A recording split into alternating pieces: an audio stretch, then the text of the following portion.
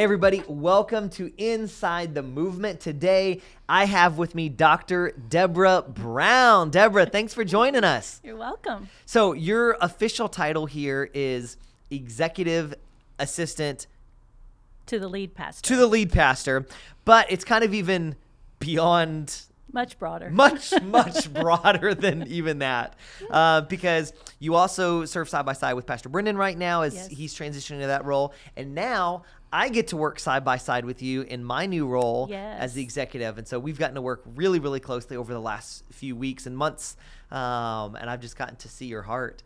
So tell me, what all do you do in your job? I know, but let everyone else know, because they probably, you're behind the scenes. You don't like this normally. No, I don't. But tell everyone what it is that you do. I essentially try to make the office run smoothly and everyone's job better.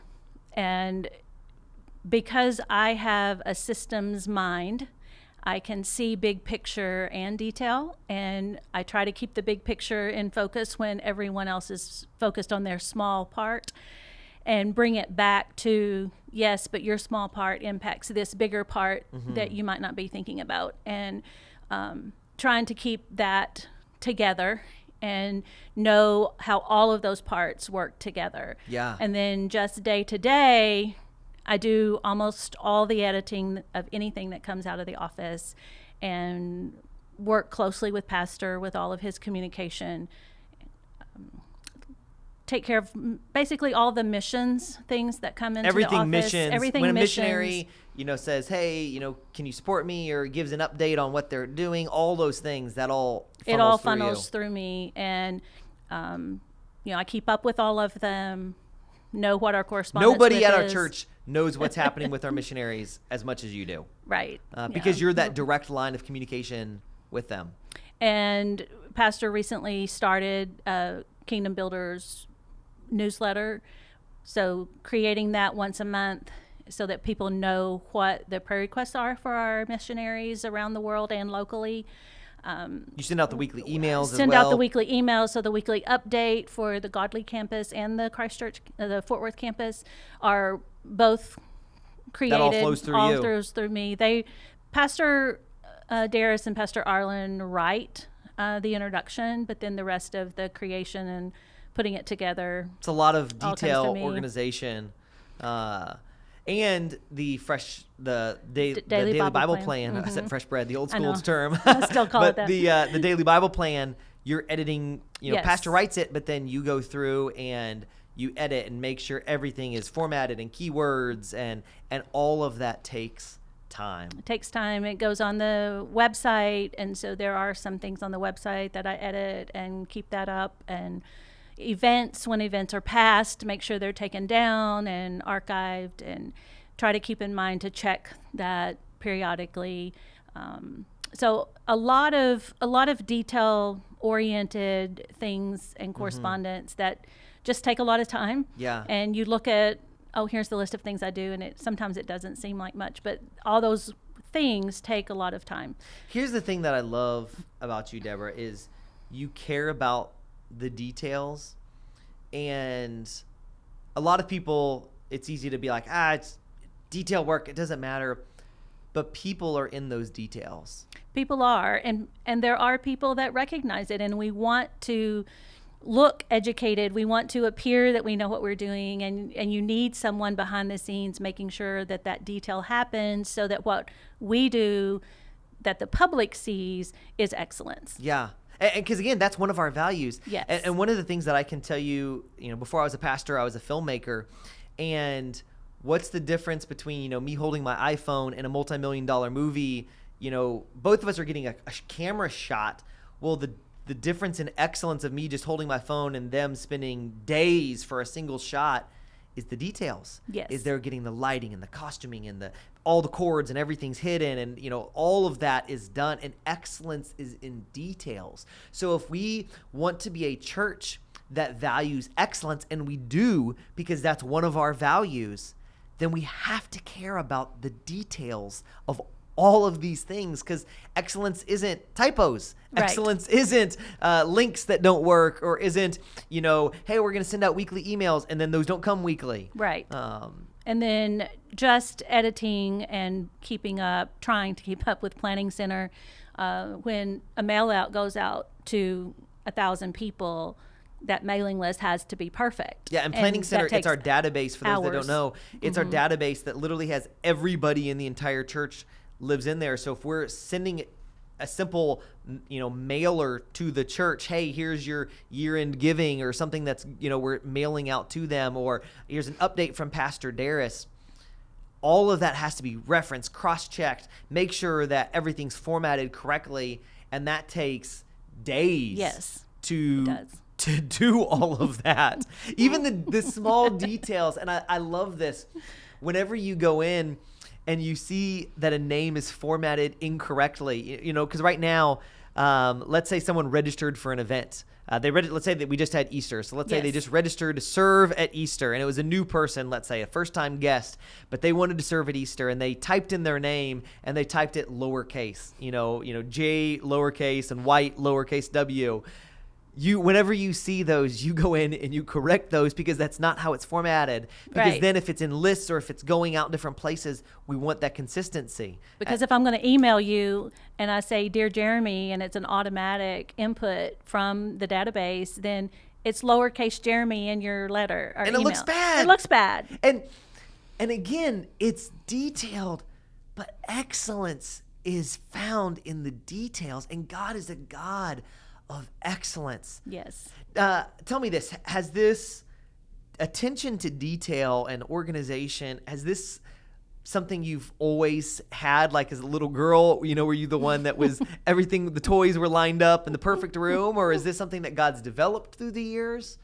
I think the foundation was always there, but it has developed the more I've learned and the more life I've lived. It became a gifting that God created for this purpose at this time in my life. How do you, because I know my daughter, she's very detail oriented, very focused. And in fact, the two of you remind me of each other, because she cares so much about these details, and she's a perfectionist and wants things. And I know you've got that element in you too, where when you see something that's just formatted incorrectly, your eye kind of twinges just a little bit. How do you, with that attention to detail, move past some of those times when you see people's mistakes? Because, again, your eye notices those things. Mm-hmm. And not everybody is at a spot where they're allowing God. While you can edit my typos, the typos, the mistakes of people's lives, you can't fix those right now. You have to allow God to fix those. How do you, though, kind of move past that as you see people making mistakes that are going to hurt them? I have learned through some very difficult times in my life that I have to lay them down at the foot of the cross and not pick them back up. And that's not my job. My job is to fix typos, but my job's not to fix people. That's God's job. Mm-hmm. And when I want to step in and try, it's too much. And God has to constantly remind me, that's for me to do, not you. Mm-hmm. And that's for me to carry. That's not your burden to carry. Yeah. My job is to pray for them, to support them when I can, to direct them to resources that I know about that they might not know about. But in the end, everyone has a free will, and it's their job to listen to Christ, because I can't listen to Christ for them. And it's very difficult, but I have learned to do it. And when I pick someone back up, he reminds me, you have to put them down. Yeah. That's not yours. Now, I mentioned at the very beginning that you have your doctorate. Yes.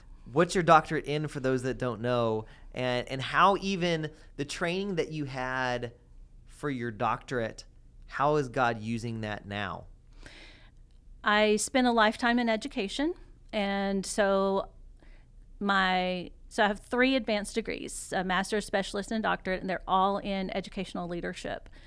2 of them in curriculum and instruction. So when you learn how to write curriculum, how to teach, with leadership, I studied, when I had the choice, I always picked women leaders because there aren't that many in the world, more now than there were when I started. And you study behavior and you study what they do. You look at the best ways to do leadership, the best ways to implement new things. And then even though my studies for all of that was in the education context, it all applies to the everyday world and to what I'm doing here.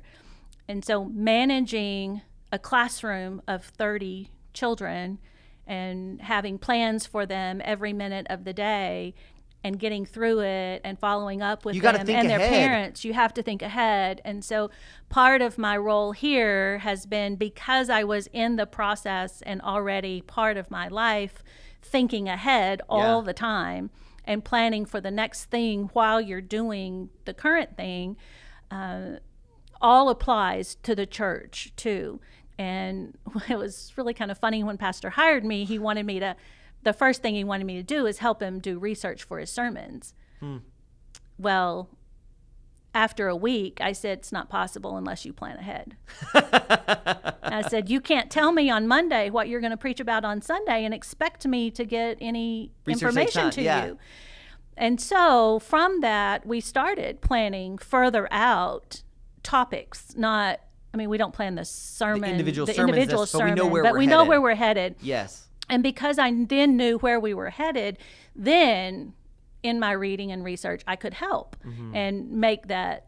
And so just bringing that one thing has made a big difference in how we function in the office. And so now we're not functioning all the time, week to week. Yeah. We are there are going to be times the Holy Spirit does and shift stuff in the moment. Take that away. Yes. But if we don't know where we're going, the Holy Spirit doesn't have a way to enhance what we're already doing, and we're walking alongside God, and when we're seeking where He's going, then we can go along, but we need to go along responsibly and with intent. And when we're not going along intentionally, then it makes it really hard, and we can be excellent, better, because we are planning ahead and looking at things. And then you also study people and you learn people. When you're in a classroom of 30 children, you have to know who they are and how they function, and they don't all learn the same way. They don't work the same way. So all of that training and learning applies here. All 8 of the pastors that are on staff, none of them work the same way. And if I try to work with you the way I've worked with Pastor Darius, it's not going to work because you're very different people. So I can switch and work with him the way he works, and I can switch and work with you the way you work, because you each, in a sense, have your own individual plan. You have your own way of working, and we're all moving in the same. Yes, we all have the same goal. We all want to see people reached with the gospel and discipled, but we all have in our own minds different ways of how. Okay, this is the best approach to do it, and this is the best approach, and the fact that you're able to know how each one of us work. Ultimately, you know how to help us better because you know how we think. Yes. You know the way we like things done or the way our minds are operating, so that then when you're talking to us, okay, this is the best approach for this person. And I know Pastor is a visionary, and he thinks big, but when it comes to the implementation, he needs someone like me to do the details. Yeah. Because that's not his gifting. And God puts us in places to use our gifting. Absolutely. And if we just went along with a visionary, no one would know how to do the mailing list and how to make the phone calls that need to be done in order to accomplish doing the vision. Mailing is great. Now we got to figure out, okay, the practical of how do we do this? And Convoy of Hope is a perfect example. He said, we're going to do Convoy of Hope, and it takes 1,500 volunteers, and we're going to have 10,000 people, and we're going to have all these churches involved, and here's what we're going to do. Yeah. Great. Okay, now how does that happen? How do we do that? And it took a year of doing 2 jobs because Convoy of Hope became a full-time job essentially. Well, it's the Holy Spirit is equipping different people in different steps, because the Holy Spirit was moving in a Pastor Debora to say, hey, we need to do a Convoy of Hope. This is an opportunity to reach into our community. So if you don't have the visionaries, exactly, like it'd be easy to just get kind of focused on what we're doing right here and get caught up in this whirlwind. So God uses the Holy Spirit to speak to visionaries, to go out and do these things and to come up with these ideas. But we need those that are detail and systems and processes and organization that can actually make that happen, and that gives structure to the system. Yes, and so I see my job as coming alongside, using my 25 years in education and my degrees and my learning and my constant learning. I believe in continuing to learn. You never know it all. Yeah. And if you do, then you put a cap. You really don't know anything. Yeah. You put a cap on yourself. You put a cap on what God can do through you if you're not always learning. And I see that. I see it in Pastor. He's always reading. He's reading something different. When I hand him a book and say, you would like this, you would learn this from this book, he takes it and reads it. When he knows how to surround himself with people who make up for what he doesn't know. And as a leader, if you can't do that, then there's a place that you will stop. Yeah. And so I've been reading a lot this year and learning, informing myself of things that I love. And it makes me want to continue and to teach others and to continue to learn in the ways that they learn and support them.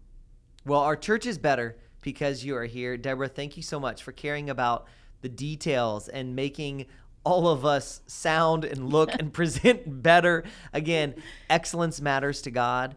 Excellence, yes. God is honored in the excellence. And so thank you for making our church a better, more excellent place. Thank you.